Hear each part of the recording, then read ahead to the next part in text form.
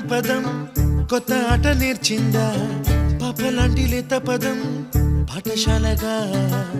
కూనలమ్మ జానపదం పల్లె దాటి వచ్చిందా చవళిల జానతనం పాట చూపగా కుంచెలో దాగే చిత్రాలు ఎదురొచ్చేలా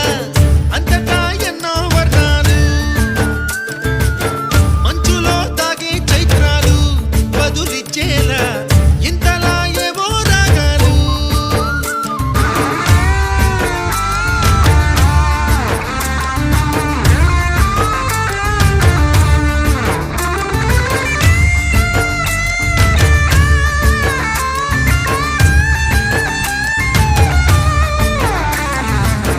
ఆకతాయి సందడిగా